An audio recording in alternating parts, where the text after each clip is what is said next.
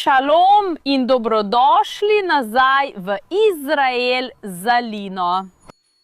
Ta teden Izrael praznuje 75 let neodvisnosti. In ob tej pomembni obletnici smo vam prišli povedati skrivno zgodbo. Zgodba o mladih, ki so tvegali svoja življenja, da bi zgradili ta kraj, Mahon Ajalon, ki je bila skrivna in nezakonita tovarna streliva. In ki je bila ključnega pomena za zmago Izraela v vojni za neodvisnost. Torej, ljudje, današnji dan bo tukaj res zelo čustven in napet. Torej, če ste pripravljeni, začnimo. Danes je Izrael moderna, živahna, vesela, varna in močna država. Ampak ni bilo vedno tako. V zadnjih stoletjih sta ljudstvo in dežela Izraela veliko trpela. In morali so se zelo boriti, da so preživeli. In današnja zgodba se začne leta 1917, ko Anglija napade in osvoji vso deželo Izrael in regijo. V tistem času so se Judje že začeli vračati v svojo deželo. In začeli so tukaj graditi šole, bolnišnice, cela mesta in celo univerze. Vse to zaradi sanj, da bi v bližnji prihodnosti razglasili neodvisnost države Izrael. Toda pa Britanci niso bili prav nič navdušeni nad idejo o judovski neodvisnosti tukaj. In zato so že leta 1922 začeli prepovedovati judovsko priseljevanje, gradnjo novih mest. In vse priprave na bodočo državo Izrael.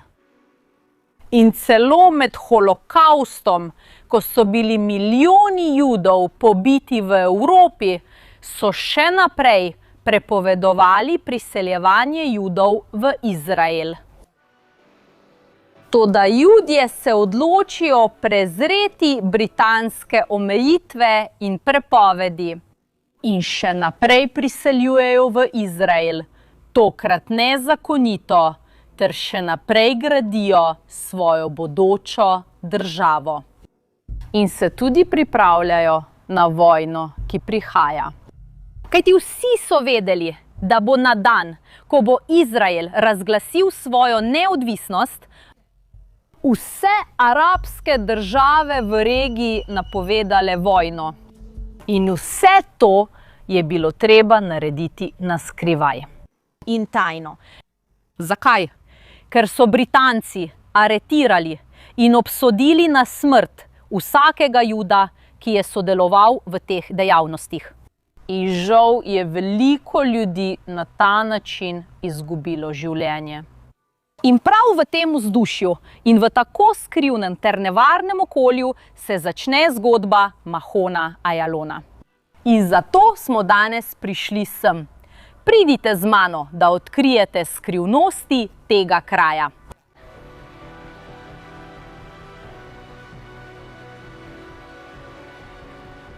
Nekega poletnega večera leta 1945 pride Josef Avidar, eden od poveljnikov Hagane, tajne judovske skupine.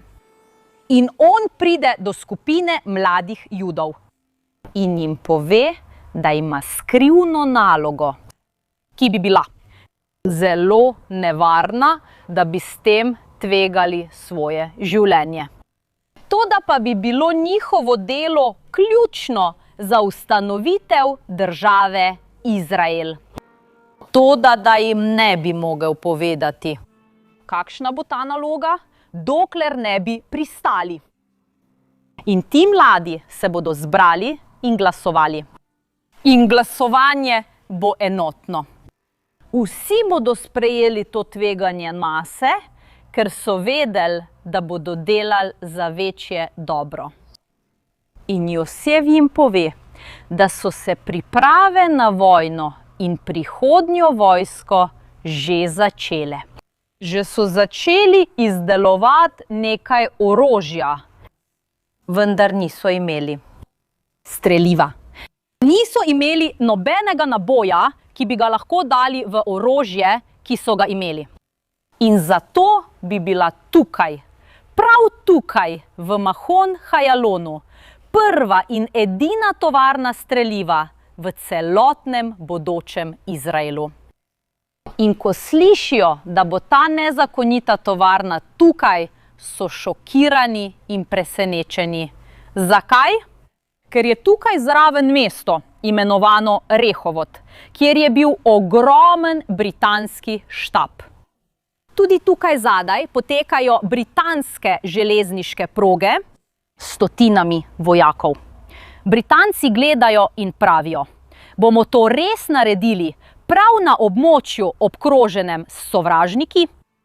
In oni rečejo, ja, če to naredimo tik pod nosom Britancev, ne bodo nič posumili. Naredili bomo na zadnjem mestu, kjer bi si predstavljali, da bi bila ta tovarna. In prav na tej lokaciji, obdani s sovražniki, bo zgrajen ta inštitut. Ampak je razdeljen. Podzemni del je bila nezakonita in skrivna tovarna streliva. Ampak tukaj zgoraj je bilo majhno mesto, kibuc. In tukaj, za vsakogar, ki bi šel mimo, je bilo življenje povsem običajno. Tudi ljudje, ki so živeli tukaj zgoraj, niso vedeli, kaj se dogaja tukaj v podzemlju. Zdaj se bomo sprehodili in malo spoznali to mesto.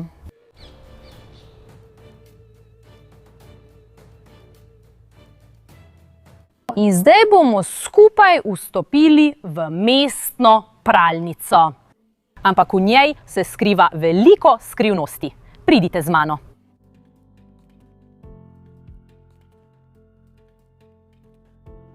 Zakaj je bila ta pralnica zgrajena? Prvi razlog je zaradi hrupa.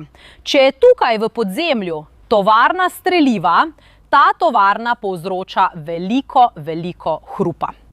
Torej, da ne bi pritegnili pozornosti, bodo tukaj namestili izjemno glasen pralni stroj. In ta pralni stroj je prikrival pravi hrup strojev za izdelavo streliva tukaj spodaj. Ampak obstaja samo ena težava. Mesto je zelo majhno. Ni dovolj perila, da bi ta stroj deloval 10-12 ur na dan. In Britanci bi se jim zdelo čudno, prebivalcem bi se zdelo čudno, če bi bil stroj prižgan brez perila. In zato se odločijo odpreti pralnico tudi za okoliška mesta. In bolnišnica v Rehovotu, ki je tukaj blizu, pošilja sem prati svoje halje in oblačila. Zato so imeli veliko dela. In zato je bil stroj ves čas prižgan. Ampak tisti, ki so tukaj delali, so vedeli, da mora biti vse narejeno brezhibno. Oblačila so morala biti dobro oprana, lepo zložena, lepo zlikana. Zakaj? Ker niso želeli, da bi kdo prišel sem in se pritoževal. Ker je bil tukaj še ena skrivnost. Tukaj lahko vidite na policah, da so za oblačila skrbeli z vso mogočo skrbnostjo. In delo tukaj je bilo tako skrbno opravljeno, da so Britanci, ki so bili v bližini, slišali, da je tukaj najboljša pralnica v vsej regiji. In tukaj začnejo prati. Britanski uniformi. Toda Britanci si niso predstavljali, da je tukaj obstajal skrivni prehod. Tukaj so vstopali v tovarno streliva. Vsak dan je tukaj vstopilo 45 ljudi, da bi se spustili v tovarno. V 3 minutah se je spustilo 45 ljudi. Osebje inštituta Ajalon me je prosilo, naj vam ne izdam te skrivnosti. Kje je skrivni prehod? Zato vam bom tukaj pokazala celo pralnico, 360 stopinj. In želim, da ugibate in pustite svoje odgovore v komentarjih. Kje je torej ta skrivni prehod? Poglejmo, če vam uspe uganiti.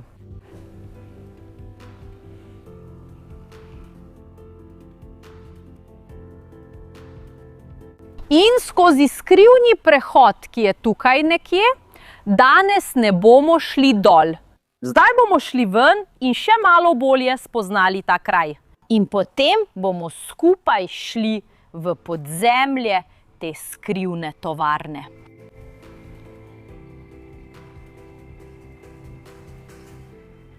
Predstavljajte si, da je bila za večino prebivalcev mesta to tukaj preprosto pralnica. Videli so tukaj obešena oblačila in niso sumili, da se tukaj dogaja kaj posebnega. Ljudje, ki so delali v podzemni tovarni, so morali popolnoma molčati.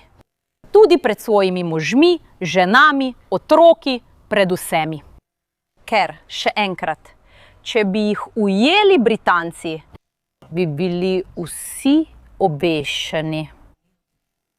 In zato so ustvarili skrivno kodo. Vse, ki niso vedeli za tovarno, so imenovali žirafa. Ker je žirafa zelo visoka žival in lahko vidi na kilometre in kilometre daleč, vidi vse, kar je daleč stran. Ampak običajno ne pogleda, kaj je točno pod njenimi nogami. Torej, tukaj so bile žirafe, prebivalstvo, ki ni vedelo, kaj se dogaja. In ljudje, ki so čuvali to skrivnost. In da bi skrivnost ostala dobro varovana, je bilo treba narediti veliko stvari. Tukaj smo pokazali pralnico s skrivnim prehodom, ampak ni samo to. Vidite, da je tukaj tudi dimnik. Zakaj? Ker podzemna tovarna potrebuje prezračevanje. Torej je bil ta dimnik tukaj namenjen temu, da je v tovarno dovajal čist zrak. Ampak potreben je tudi dimnik za odvajanje zraka. Onesnaženega in zadimljenega. In drugi dimnik je prav tukaj zraven. Spoznajmo še drugo stavbo, ki skriva skrivnost.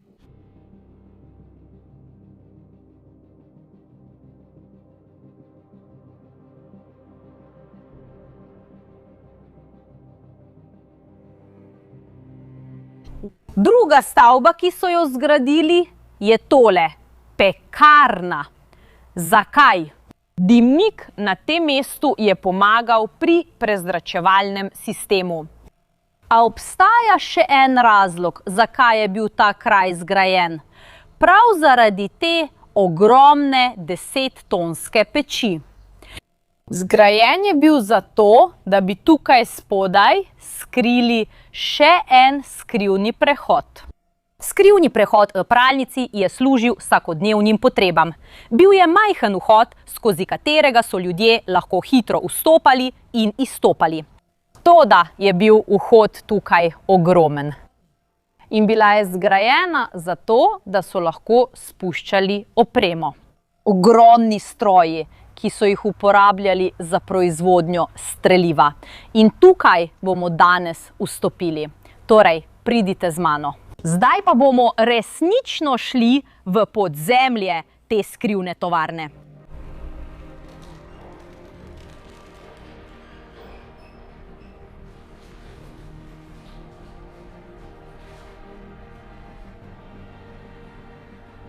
Ste tako navdušeni kot jaz?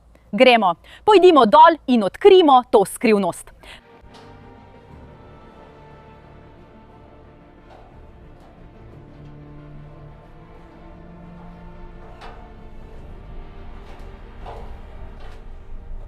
Smo 8 metrov pod zemljo in tukaj smo že prispeli v tovarno.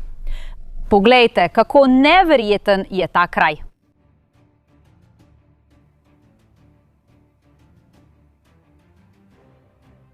Ampak prvo vprašanje, ki se pojavi, je, od kod je prišla vsa ta oprema. Ker so Britanci prepovedali kakršnokoli judovsko dejavnost povezano z vojsko, proizvodnjo streliva in orožja. Torej, od kod bodo dobili 12 strojev za izdelavo nabojev? To se je zgodilo po zaslugi Jehude Arazi. On je leta 1938, leta in leta pred nastankom te tovarne, odide na Poljsko v Varšavo. In tam mu uspe na skrivaj kupiti 12 strojev. Trajalo bo 4 leta, da mu bo uspelo pretihotapiti te stroje v Izrael. Toda, zahvaljujoč njegovemu trudu, te stroje pripeljajo. In tukaj se bo začela gradnja te tovarne. In zdaj bomo razumeli, kako so ti stroji delovali. Prvi korak v proizvodnji je vzeti te medeninaste plošče in izrezati diske. To je prav to, kar ta stroj počne. Tako so imeli tukaj na tisoče in na to milijone teh majhnih diskov. In ta stroj spremeni diske v majhne tulce. In ti stroji tukaj, to so počeli. Vzele so majhen tulec in jo razširile, dokler ni postala te velikosti. In ko so kupili stroje na Poljskem, so mislili, da so kupili prave stroje. Ampak ko pridejo sem in vidijo, da je to tukaj preveliko za izraelsko orožje. In zato morajo dodati še en korak. Tukaj so vzeli ta del, so ga dali v ta stroj. In tako so lahko natančno odrezali na velikost, ki so jo potrebovali. Ampak kar vam želim pokazati je resničnost tega kraja. Kako so se ljudje počutili? Pridite z mano, da bomo zagnali stroje. Želim, da vsaj malo začutite, kako je bilo delati tukaj noter. Samo trenutek. Ljudje, zdaj sta delovali 2 popolni napravi. Takrat jih je bilo 12. In že ste lahko slišali, kakšen hrup je bil tukaj. Zato si predstavljajte, kako je bilo delati tukaj noter. Ljudje niso ogrožali le svojega življenja, ampak tudi življenje svojih družinskih članov. Delali so tukaj v dobesedno peklenskem hrupu. In da bi poskušali malo dvigniti razpoloženje in prikriti hrup, so tukaj prepevali ves dan. Toda hrup ni bil edina stvar, ki je motila. Kraj ni bil tako dobro osvetljen in ni bilo klimatske naprave. Bil je le majhen prezračevalni sistem. Ampak prostor je bil vroč, dušeč in hrupen. Hočem reči, zaradi bivanja tukaj so ljudje celo fizično zboleli.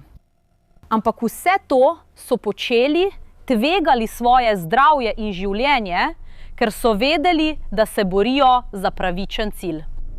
Samo da si lahko predstavljate, ko jih pokličejo, da delajo tukaj, holokavst se je še vedno dogajal. Tovarna bo delovala v letih po holokavstu, ko je bil izraelski narod skoraj iztrebljen.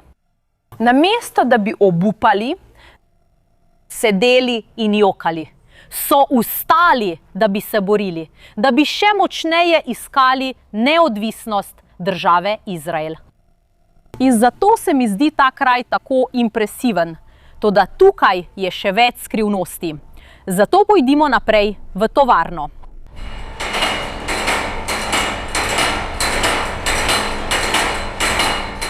In v groznih delovnih pogojih, ki so vladali tukaj, večina teh ljudi sploh ni videla sončne svetlode. In začeli so zbolevati in postajali bledi. In to bi bilo izjemno sumljivo, ker so ti ljudje trdili, da delajo na polju in v kmetijstvu, a so vsak dan prihajali domov bledi. Ljudje bi začeli sumiti. In zato so tukaj ustvarili ta poseben prostor. Pojdimo noter. Ljudje so sedeli tukaj in se izpostavljali tej svetlobi, da bi se lahko sončili, pa tudi zaradi zdravja, pa tudi zato, da bi skrili, da so vsak dan preživeli v podzemlju.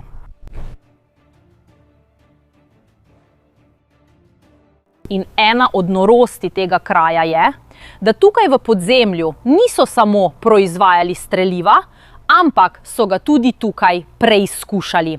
Poglejte, tukaj je strelišče, ker so morali preizkusiti strelivo, da bi videli, ali bo učinkovito, ko ga bodo v prihodnosti uporabili v vojni. Torej, ljudje, tukaj so preizkušali krogle na razdalji nekaj metrov, od koder je bila smodnik in ves vnetljiv material. Ampak spet niso imeli izbire.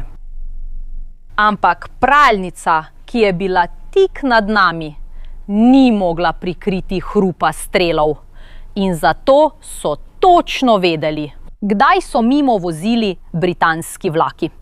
In vlak je bil glasen, vsa zemlja se je tresla. In ko je vlak peljal mimo, so točno v tistem trenutku tukaj preizkušali naboje. In po izjemno napornem, izčrpavajočem dnevu tukaj, v tej tovarni, so se morali vrniti k svojim družinam in v svoje mesto, ki niso vedeli, kaj se dogaja. In zato so se morali očistiti, saj so imeli na oblačilih veliko ostankov kovine. Tukaj so se ustavili. In bila je oseba, katere naloga je bila pregledati, odstraniti iz las, odstraniti z oblačil in predvsem iz čevljev vse ostanke kovin. In šele potem so lahko šli po stopnicah navzgor. Vse, kar tukaj vidite, razen lutk seveda, je originalno. To so stopnice, po katerih so hodili navzgor. In če se povzpnemo po teh stopnicah, pridemo do skrivnega vhoda v pralnico. In zdaj imam vprašanje za vas. Koliko časa mislite, da je trajalo, da so zgradili vse to? Stene, betonski strop, patla? Želim, da napišete v komentarje, dragi gledalci. Vse to tukaj, pripeljati stroje, zgraditi pekarno, zgraditi pralnico. Koliko časa mislite, da je trajalo, da so vse to zgradili? Odgovor vas bo presenetil, ker je bilo vse to narejeno v 21 dneh. Res so imeli veliko odločnosti. Kopali so, vse so naredili v 21 dneh. In zato so uspeli vse narediti v tako kratkem času, ne da bi tukaj prišla kakršnakoli britanska inšpekcija. Ko je bil kraj pripravljen, jih je prišlo več. Kako so uspeli vse to skriti pred Britanci? Nekega dne pride britanska inšpekcija. In pridejo in rečejo, pridite z nami, radi bi vas lepo sprejeli. Peljali so jih v mestno jedilnico in jim dali pivo. Rekli so, glejte, naše darilo, vzemite pivo. Želeli so ugoditi Britancem, da ne bi preveč gledali in iskali kaj nenavadnega. In na koncu Britanci pogledajo tukajšnje ljudi in rečejo, počutimo se zapostavljene, zdi se nam, da nas v resnici ne želite tukaj. Tukaj. In oni rečejo, kako to mislite? Dali smo vam pivo, lepo smo vas sprejeli. In oni so rekli, dali ste nam toplo pivo. Hočete reči, ste vzeli to naravnost iz skladišča, da nam daste toplo pivo. Kaj pa je to za ena obravnava? In ljudje tukaj iz skupnosti so rekli, ni nobenega problema. Želite hladno pivo? Naslednjič, ko pridete, nam sporočite 1 uro prej, da damo pivo v hladilnik. In res so Britanci začeli to početi. Vsakič, preden so obiskali mesto, preden so opravili inšpekcije, so prej poklicali, da so sporočili, glejte, prihajamo, dajte pivo v hladilnik. In to je bil dober način, da so bili pripravljeni vsakič, ko je prišla inšpekcija. In zdaj smo prišli na najbolj nevaren kraj v vsej tovarni. Da bolj kot strelišče, bolj kot stroji, to je bil najbolj nevaren kraj. Tukaj je bila montažna linija za strelivo. Vse, kar so izdelali na drugi strani, so tukaj napolnili s smodnikom in zaprli. Vsak naboj so ročno zaprli. Če naboj zapreš in ga ne stisneš dovolj močno, se pozneje ne bo sprožil in ne bo učinkovit v vojni. Če pa pritisneš premočno, tvegaš, da bo eksplodirala. In ker so bile tukaj naokoli škatle s smodnikom, bi lahko eksplodiralo celo to območje in cela tovarna. Ubilo bi vse, ki so bili tukaj. In ne samo tukaj, spodaj, ampak verjetno tudi zgoraj. Se spomnite, da je bila tukaj zgoraj mesto? Poleg pekarne, poleg pralnice, 6 metrov stran od tod, je bil vrtec. In zato so bile osebe, ki so smele delati tukaj, ženske. In po možnosti matere. Ker se je vedelo, da mati nikoli ne bi ogrozila svojega otroka. In zato so bile izbrane za to tako občutljivo delo. In potem, končno, po vseh teh korakih, so bili naboji, strelivo pripravljeni. Skrivali so jih v mlečnih kantah z dvojnim dnom in jih tako odnašali na varno, da bi jih uporabili v prihodnosti v vojni za neodvisnost. Po mojem mnenju je to ena najbolj presenetljivih zgodb Izraela in njegove neodvisnosti. A žal je ta kraj neznan po svetu in tudi še vedno večini Izraelcev. Ampak ta kraj je bil ključen. To je bila edina tovarna streliva v Izraelu vse do njegove neodvisnosti. Vsi strokovnjaki se strinjajo, da če tega kraja ne bi bilo, Izrael ne bi zmagal v vojni. Vojna, ki je bila kljub temu zelo težka, v kateri je umrlo 1% vseh Judov v Izraelu. Ne 1% vojske, 1% celotnega Izraela. Res je nemogoče opisati, kako pomembni so bili ti ljudje. In kako težko je bilo njihovo delo tukaj. Toda, zahvaljujoč njim, se je tukaj med letoma 1945 in 1948 proizvajalo 5 milijonov nabojev. Prav ste slišali, 5 milijonov nabojev, ročno izdelanih, tukaj, strani teh 45 mladih. In niti enkrat tukaj ni prišlo do nesreče in niti enkrat jih Britanci niso odkrili. In zato lahko to skoraj štejem za čudež. Zahvaljujoč tem mladim imamo danes državo Izrael. Ker brez njih Izrael morda sploh ne bi obstajal. In zagotovo ne bi obstajal Izrael za Lino. Torej, v tem tednu, ko Izrael praznuje svojih 75 let neodvisnosti, jim želim dati vse zasluge, ki si jih zaslužijo. Ker je veliko izmed njih še vedno živih, da lahko povedo svojo zgodbo. A verjetno ne še dolgo. Upam, da vam je bilo všeč spoznati nekaj skrivnosti Mahona Ajalona. Če vam je bilo všeč, ne pozabite deliti tega videa s svojimi prijatelji in pustiti všeček. Veliko poljub, se vidimo tukaj naslednjič.